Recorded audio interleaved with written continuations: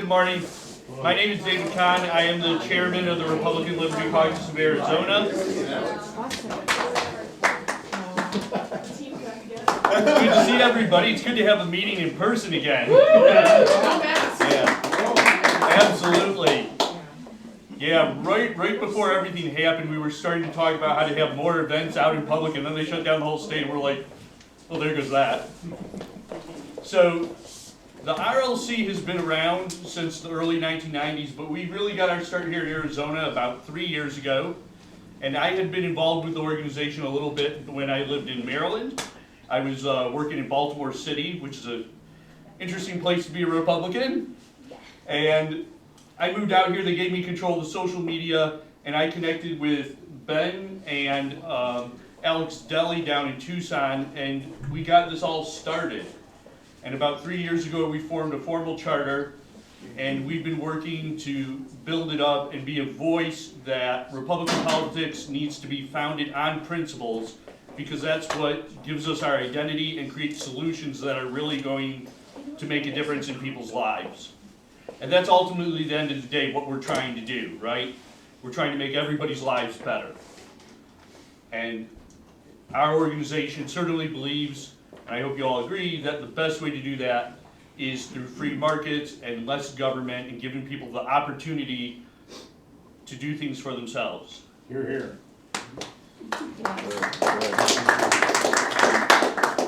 One of the things we found is that while political parties are an essential mechanism for winning elections, you need something extra to keep the party focused on those ideals, and that's really what we're all about. So, to expand on it a little bit, Jeremy Hale, our vice chair, is going to talk a little bit about what it means to be a Liberty Republican. All right. So I'm kind of ad-libbing this. So, so my name's Jeremy Hale. I moved here to Arizona about 7, going on 8 years ago from Florida. I work, I'm an internal auditor with a large bank and lead teams doing that. So tend to be a little wonky, but I'll avoid that here. So prior to my life in the Republican Party, I was actually the treasurer of the Libertarian Party in Florida. And I don't know how many of you have ever worked with the Libertarian Party, but it's a great academic exercise. It's you know, I found that we fought with other libertarians more than actually getting things done. So what I found was that you had Republicans like Ron Paul, Mike Lee, and Rand Paul. They were advancing more liberty policies that were favorable to me. After I had resigned as the treasurer from the Libertarian Party because of all the infighting, I had friends that were in the Florida Republican Liberty Caucus, so I started associating with them. Wasn't ready to pull the trigger on being Republican yet, but then I moved here, and of course that was one of the first things I did, but they had not started the chapter yet. There was a dormant one that had been here in the state, and what had happened was I wrote an email, and then interestingly they contacted me once they took it over, and I was very interested in joining. And I had actually gotten recruited into the party machinery through Jim Waring. He knocked on my door, we just hit it off, and showed up at a few LD15 meetings, and now I'm a state committee. So to me, a Liberty Republican is somebody who believes in individual rights. So for instance, we should need to have mask mandates. That's a personal responsibility issue. You know, if we promote a civil society, then a lot of the laws that are used to protect the public wouldn't necessarily be necessary. So, you know, what we need to do is that we need to promote that liberty and a fundamental understanding of the Bill of Rights and Constitution. I mean, unfortunately, both parties have been fiscally irresponsible, but with that said, the Republican Party is at least the vehicle that is more likely to return us to some semblance of fiscal responsibility. And lately, it seems like Republicans are more, when you look at the political spectrum, the Republican Party is actually more in favor of individual rights than, say, the Democrat Party is right now. Maybe 30 years ago, the Democrats might have edged out individual liberty in some way or another. But I just see that that's the natural progression. That as the left becomes more focused on certain constituencies, it's opening the door now for the Republican Party to take some of that moderate left who may have been, who may have believed the Democrats represented something, but they really don't. They say it in their speeches, but in their actions do not actually reflect that. So to me, that's where I see the Republican Party, the Republican Liberty Caucus, is that bridge to bringing people who are curious but not yet ready to pull that trigger, like I was about 8 years ago, and bring them in, give them a new home and a voice. So, absolutely. So, and my wife was one of those moderate Democrats who believed that whole message of defending civil liberties, and then realized after spending a couple of years listening to me in the background doing stuff, going, wait a minute, he's doing what I believe in, they're not. yeah. And that's really another part of what we're talking about, is I don't want to just win elections. I want to recruit enough people to the party that we win them all. I've pretty much had it with neck and neck elections. And there's enough people that believe in our principles that I don't think they're necessary. We just need to get them on board. And one of the things we try to do here is we try to be very serious about that. So the first question is if you want a Republican Party that's dedicated to principle, the first thing you gotta do is find out who is dedicated to principle. Because we all know that some of our elected officials are really good about that. And like Representative Bollock, who's been at the top of our, and some are not so good. So one of our first initiatives is we do a legislative scorecard for every legislator in the Arizona legislature, and we rank them on key votes in key policy areas to see who's doing what they should and who isn't. And that's headed up by our Secretary Treasurer, Ben Beckhart. Thanks, Dave. Before I get into the scorecard, I wanted to give my spiel on what the RLC is to me and what it encompasses, so you guys get a little more familiar with the organization as a whole. But like Dave said, it was after the 2016 election. I was a big Rand Paul fan, and I was a little deflated that Rand Paul didn't get as much traction as he did. So I was looking for an idea or a way to get more liberty Republicans like Rand Paul elected to office, in the Republican Party. So I found the Republican Liberty Caucus online. I connected with Dave in a Facebook group, and that was in 2017. We got formalized as a chapter in January of 2018. So we've been a chapter for about 3 years. And just for the definition on the website, the Republican Liberty Caucus is a 527 voluntary grassroots membership organization dedicated to working within the Republican Party to advance the principles of individual liberty, limited government, and free markets. So we have kind of 3 tiers, or 3 pillars of our principles. And a lot of times when people ask what we are and we give them that short explanation, they're like, oh, that sounds like the Republican Party, what it should stand for. That, we agree, that's what the party should stand for. Unfortunately, it doesn't always stand for that. And then another question is, well, what makes you different than other Republican organizations?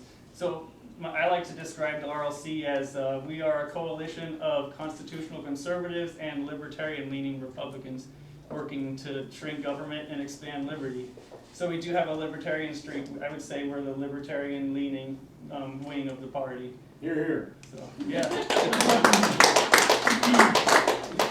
Small L. Small L. Small L, Libertarian yeah. philosophy. Sometimes people don't like the libertarian word because it's Apart from the party. yeah. So we use liberty instead, so we don't have the stigma because we don't support open borders. We're not that type of libertarian, but we do want more freedom. Personal liberty. The other thing that makes the RLC different from other organizations is just our approach. It says in our mission statement that members of the Republican Liberty Caucus conduct themselves both ethically and professionally and strive to put principle over party always. We're not the organization that throws bombs or does personal attacks or doxes people. We try to respect the process and work through the process and be civil about it. I think that's really important to emphasize. Especially even how we treat our elected officials. When you watch the state legislature and there's 30 people on the board or 60 that go up there and they're voting, each one of those is a person like you and me that has their own background and experiences and passions, and so I think we should try to be civil and respectful to everyone. So even our elected officials, but we do call out our elected officials when they're wrong on principle, and we try to call them out on principle. So that's kind of what we focus on. Amen. So coming back to the 3 pillars of our principles, I'm going to go through each one and kind of read a few parts of our statement of principles just so you get an idea of what the organization stands for. The first principle is free markets, economic freedom.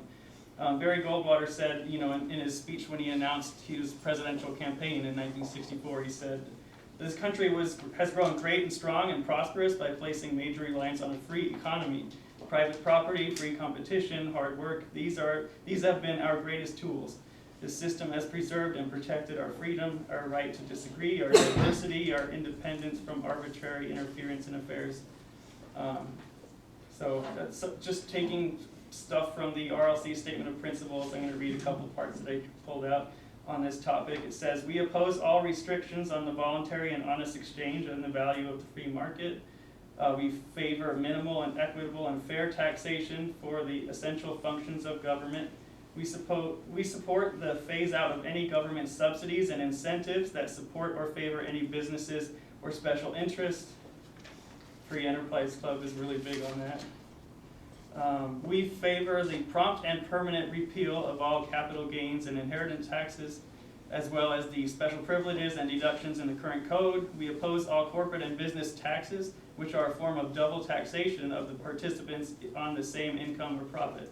Every individual has the right to their fruits of their own labor and their responsibility to support themselves and their families. The only true charity is found in the voluntary efforts of every compassionate person, independent of any government entitlements, dictates, or programs. So that's basically where we stand on economic issues. Sounds like what the Republican Party usually stands for most of the time. You know what they should stand for. Yeah. Or what they say they stand Yeah. for. In word but not deed. The second pillar of our principles is limited government or small government. I think Rand Paul said it best when he was running for president, and one of his lines that he would always say is, "I want a government so small you can barely see it." I love that line. That's what we want. On the RLC Statement of Principles, it says the Constitution properly limits the federal government to specific enumerated powers. The 10th Amendment properly reserves all other powers to the states or to the people. We support these limits on government powers and a phase out of all programs and departments that violate these principles. So including, these are departments the RLC would support abolishing: Department of Education, Departments of Commerce and Agriculture, Department of Health and Human Services, Department of Housing and Urban Development, National Endowments for the Arts and Humanities, Drug Enforcement Administration, Transportation Security Administration, TSA. That's on the RLC Statement of Principles. Those are all federal programs that are not enumerated in the Constitution as enumerated powers. So per the 10th Amendment, they shouldn't exist. Leave that stuff to the states or the individual. The third pillar of our principles is individual liberty or individual rights. In 1791, Thomas Jefferson wrote in a letter, he said, "I would rather be exposed to the inconveniences attending too much liberty than those attending too small a degree of it." That's what we agree with. If I apply that quote to a few specific issues of today, you can kind of see how we apply it and how we become a little more libertarian leaning than some of the other groups. If I would say, I'd rather be exposed to the inconveniences from a neighbor using their home as an occasionally noisy short-term rental rather than having the inconveniences of surrendering our private property rights to government. So that's an example. Yes. That's a hot issue in the legislature every year. Another one, I'd rather be exposed to the inconveniences from a person choosing not to wear a mask in public than having to deal with the inconveniences of surrendering our personal liberty. Right. The last one, this, I don't know if this is going to get the same reception, but I'd rather be exposed to the inconveniences of a person choosing to use marijuana in the privacy of their home instead of having our tax dollars used to arrest and jail them. Amen. So we got to be consistent on personal liberty. So on the RLC Statement of Principles on this issue, it says we support a strict construction of the Bill of Rights as the defense against tyranny. We support the original intent of an individual right to keep and bear arms. We support the right of the people to be secure in their persons and property and oppose any use of eminent domain except for essential government functions. We recognize the harm that drug abuse causes, but we also that the drug war has been ineffective and also led to terrible abuses of personal liberty. We favor flexible alternatives at the state and community level to combat the harmful effects of drug use. That's another issue where we kind of differ from other Republican groups. We support criminal justice reform to take a different approach to the drug war. Doesn't mean we're advocating for legalizing all drugs. We don't advocate for that. No, it's going back to what I said earlier about using principles to create solutions. Yeah, Well, some of us. pragmatic approach. Yeah. Lastly, we affirm the principle that individual rights and liberties are unlimited as specified in the 9th Amendment. No law should deny, disparage, or restrict the right of every person to privacy, freedom of travel, association, possession of substances. We oppose any requirement of government authorization prior to exercising those fundamental freedoms.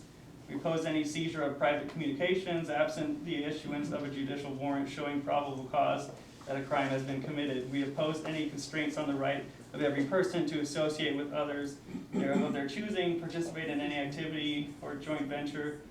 It goes on. So that should give you an idea of what the RLC stands for and our basic principles. Where was I at now? I can go on to the scorecard.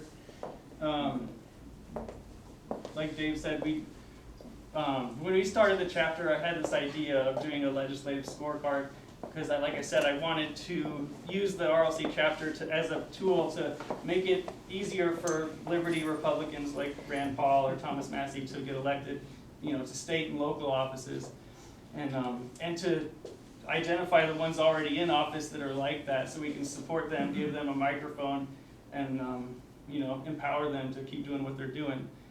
So I started following the legislature. The first scorecard we did was in 2018, and just wanted to track all the bills. What I did was, I'll pull it up on here, but I track all the bills during the session. Let me pull this up here. Full screen.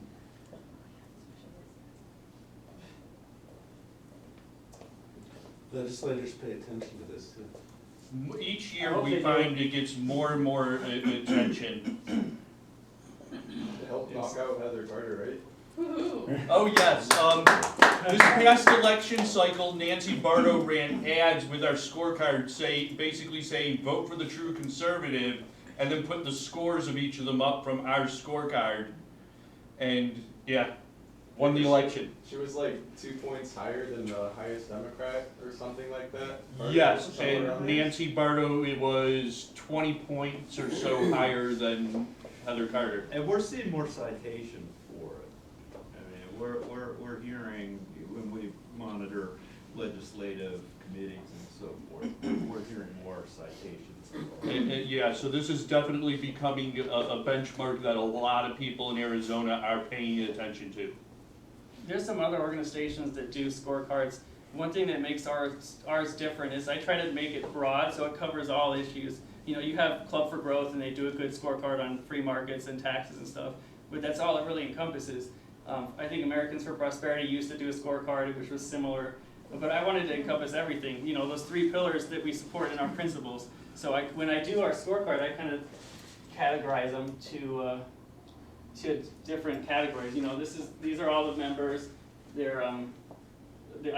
picked 20 bills that we feel like are probably the most significant of the session, of each session, and trying to pick some on each topic, so we can't weight it all on one topic.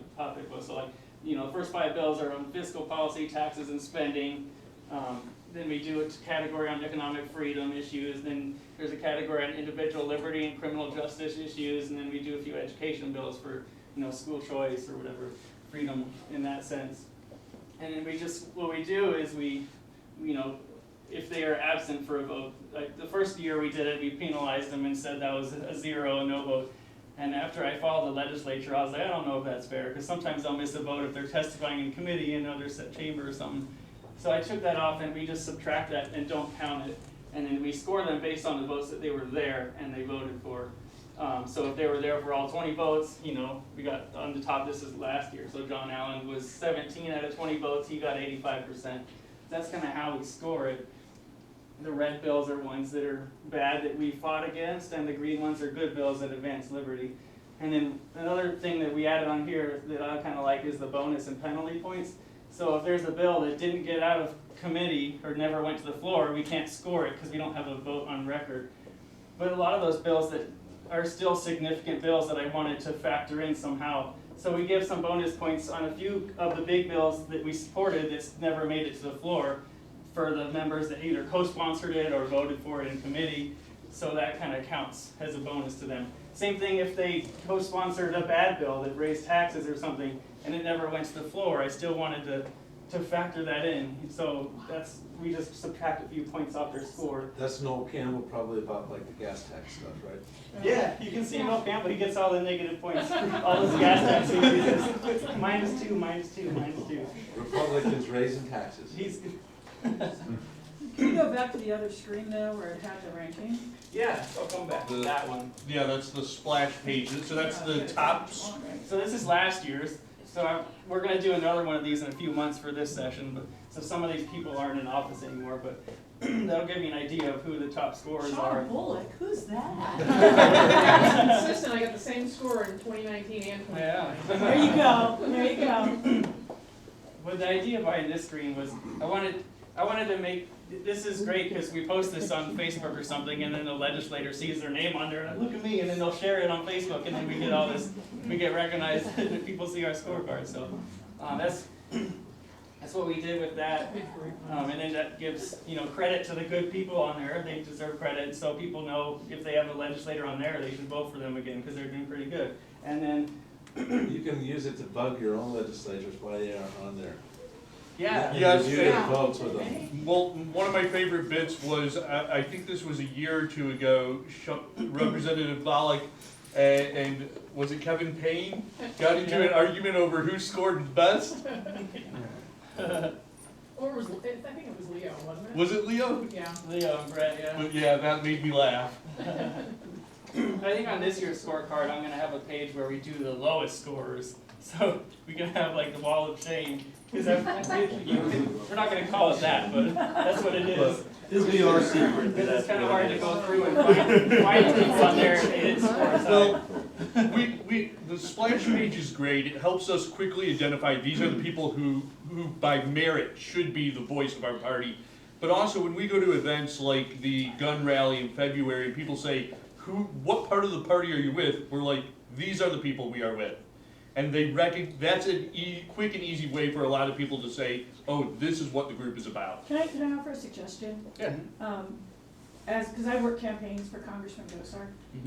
One of the things that would be fabulous is if this group, like let's say for example, I saw Warren Peterson and Travis Grantham and John Fillmore score 100%. And maybe those folks should get a night of phone banking from the group as well as a card, because at the end of the day, we want these folks elected. And so they can throw this out there and they can, but how powerful would it have been for the RLC to be able to call in Shauna Bullock's district and say, I'm with the RLC, I want you to know she scored 97%, this is what we stand for, and do a night of phone banking or a precinct walk for everyone who scored a certain point, because then it would be more coveted. Absolutely, and one of the things we are I'm sorry, looking to we do would in want the that. future. We did that for want that. Shauna, we Yeah. went out on Saturday morning and walked with her. One of the things we are looking to do in the future, and this is kind of at the end of the agenda, is look at ways to get out into the field and start building in a more active way on this, and that would be a great way to do that. I absolutely love that suggestion. Yeah, and we endorsed a handful of legislators on here, and then, like I said, we did do a day where we went out and walked the neighborhood for Shauna. If we get more volunteers, we could do more of that. So sign up over there with your email, and we can get you plugged in. But just to highlight a few things on the scorecard, and then we'll move on. You got the top scores. This is last year. Some of the lowest scoring Republicans in the House last year were, I think Noel Campbell was the lowest. He was at 69. He's not there anymore. And then Rusty Bowers and Bob Thorpe were at 78. They were the next lower ones. And then you have the highest scoring Democrats were Alma Hernandez, Daniel Hernandez, both scored at 50. But on average, most of the Democrats in the House scored in the 20s or 30s. And you compare that to the average score of the Republicans, where they were usually in the 70s or 80s. So there's a big difference between even the Democrats and the mediocre Republicans. So we would kind of give that as the reason why we should support pretty much every Republican running for the legislature in the general election. Because even the squishy Republicans are better than a decent Democrat. So. Over in the Senate, the lowest scoring Republicans were Heather Carter and Brophy McGee, both scored 45. Shocked. And, what? We're shocked. And they're And both they're gone. They're gone, eliminated. And then the next lowest scorer in the Senate was Paul Boyer at 50, but he's still there. For now. Paul Boyer killed our bill that we were supporting to ban photo radar in committee. He voted with the Democrats and killed it. Single-handed. So, yeah. So that's the scorecard.